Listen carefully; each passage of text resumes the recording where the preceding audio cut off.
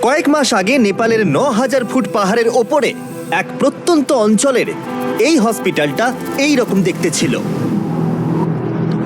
প্রত্যন্ত অঞ্চল হওয়ায় এখানে কোনো ইলেকট্রিসিটি ছিল না, তার মানে স্থানীয় ডাক্তারদের চিকিৎসার সরঞ্জাম ব্যবহারের সুযোগ ছিল না, এবং মাঝে মাঝে অন্ধকারের মধ্যেই জটিল অস্ত্রোপচার করতে হতো একটা ফ্ল্যাশ লাইট আর সাধারণ কিছু সরঞ্জামের সাহায্যে। এদের যদি উন্নত চিকিৎসার প্রয়োজন হয় তাহলে তাদেরকে কয়েক ঘন্টা হেঁটে অন্য জায়গায় যেতে হয়, আর এই সীমাবদ্ধতার ফলে এখানে মৃত্যু আর গর্ভপাতের ঘটনা প্রায় ঘটছে।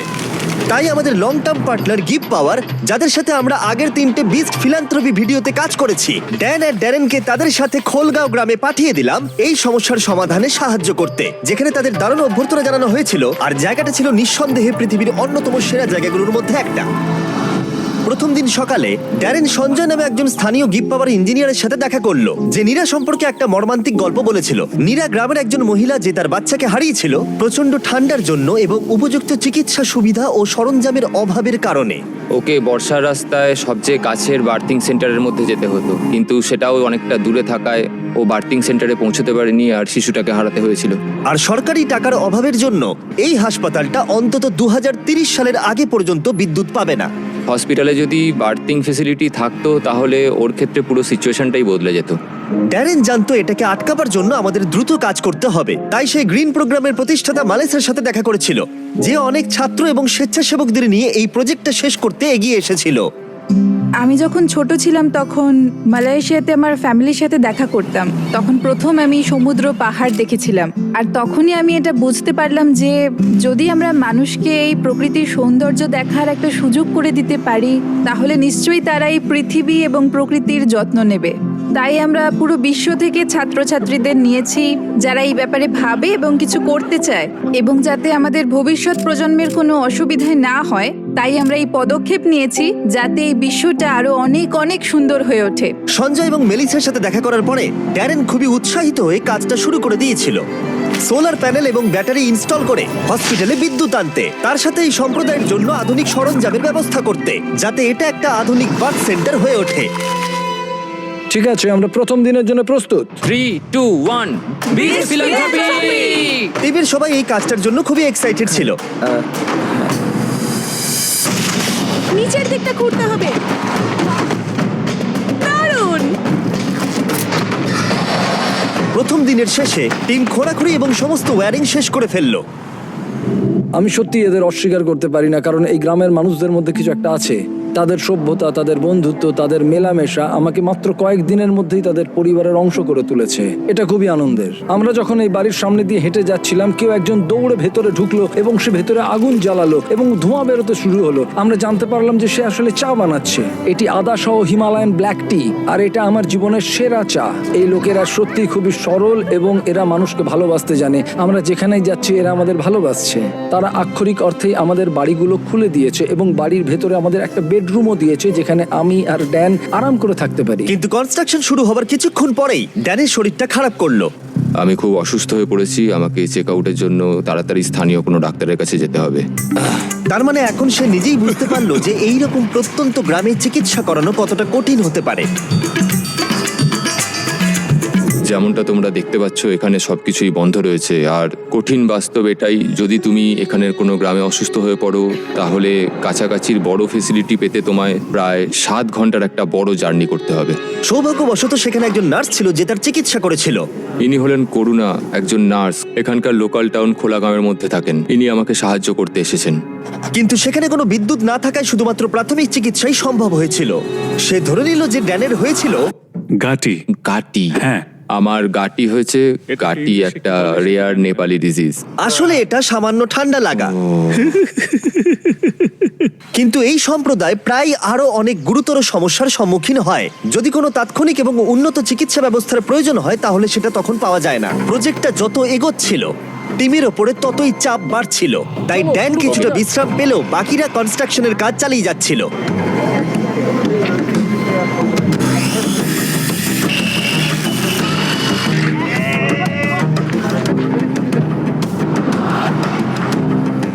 যেহেতু এখন সাপোর্টিং স্ট্রাকচার তৈরি হয়ে গেছিল, তাই আমরা সোলার প্যানেল ইনস্টল করতে শুরু করলাম।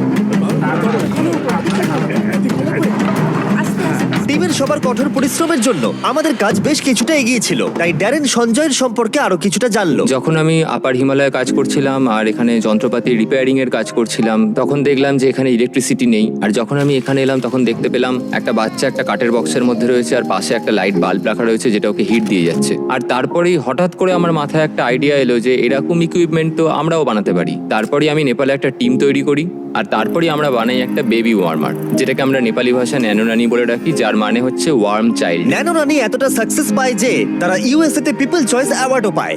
আমার কাছে এটা একটা স্বপ্ন পূরণ, কারণ আমার লক্ষ্যই ছিল এই ধরনের একটা ওয়ার্মার তৈরি করা এবং মানুষকে এই ব্যাপারে আরো সচেতন করা, বিশেষ করে এরকম প্রত্যন্ত গ্রামে যেখানে কোনো রকম আধুনিক ফেসিলিটি নেই।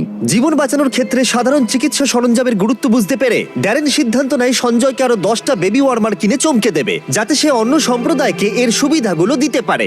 সঞ্জয়, আমি আপনার কাছ থেকে আরো 10টি বেবি ওয়ার্মার কিনতে চাই, আর আপনাকে হাসপাতাল বা সম্প্রদায়ের যা কিছু প্রয়োজন তা দিয়ে দিতে চাই। Thank you very much Darren, এটা আমার আর আমার টিমের জন্য অনেক বড় পাওনা। আমি সত্যিই বিশ্বাস করতে পারছি না। আর মাত্র একটা দিন বাকি, আমরা কনস্ট্রাকশন শেষ করার খুব কাছাকাছি ছিলাম, আর পুরো টিম লাস্ট সোলার প্যানেলটা সাইন করলো। হ্যাঁ হ্যাঁ, ঠিক আছে। আর লাস্ট সোলার প্যানেলটা ড্যারেনই লাগালো। আমরা একসাথে একটা বিদ্যুৎবিহীন ভাঙা বিল্ডিংকে একটি সম্পূর্ণ চালু হাসপাতালে পরিণত করেছি, যা এই সম্প্রদায়ের 16,000-এরও বেশি মানুষকে পরিষেবা দেবে। আমি সত্যি অনেক কৃতজ্ঞ যে আমরা এখানে আসতে পেরেছি আর এদেরকে একটা উপহার দিতে পেরেছি, যা আগামী প্রজন্মের কাছে, এই মানুষজনদের কাছে একটা অর্থবহ প্রাপ্তি হয়ে থাকবে। এখন রাত ঘনিয়ে আসছে আর এদেরকে অবাক করার সময় এগিয়ে আসছে, তাই আমি আর অপেক্ষা করতে পারছি না। প্রথমবারের মতো আলো জ্বালানোর সাক্ষী হতে পুরো গ্রাম হাসপাতালে এসেছিল। তোমরা কি তৈরি?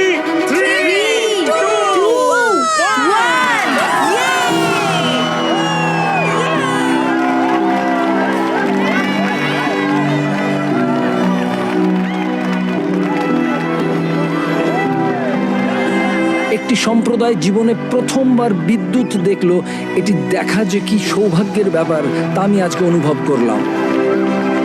পরের দিন সকালে নীরাকে হাসপাতালে সঞ্জয় আমন্ত্রণ জানালো, যাতে সে তাকে বেবি ওয়ার্মার সহ সমস্ত ইকুইপমেন্টগুলো দেখাতে পারে। এখন ও খুবই আশাবাদী যে ওর সাথে যা ঘটেছে তার কারোর সাথেই ঘটবে না, আর এখানে বার্থিং ফেসিলিটির জন্য ও খুবই খুশি এবং কৃতজ্ঞ। নমস্কার। লাস্ট সারপ্রাইজ দেওয়ার আগে আমি এই ভিডিওর স্পন্সরকে ধন্যবাদ জানাতে চাই। পৃথিবীর সবথেকে ভালো খাবার এই ফিস্টেবল নয়, কেলগস। শুধু এই সময়ের জন্য, কারণ তারা আমাদেরকে সাহায্য করছে। আজ থেকে 31শে জুন 2024 পর্যন্ত কেলগস মাইনক্রাফটের সাথে টিম আপ করেছে তোমাদের free exclusive character creator item দিতে। ঠিক এইরকম ক্যামেল হ্যাট, অ্যাক্সলট হ্যাট আর একটা চেরি ব্লসম ড্রেস।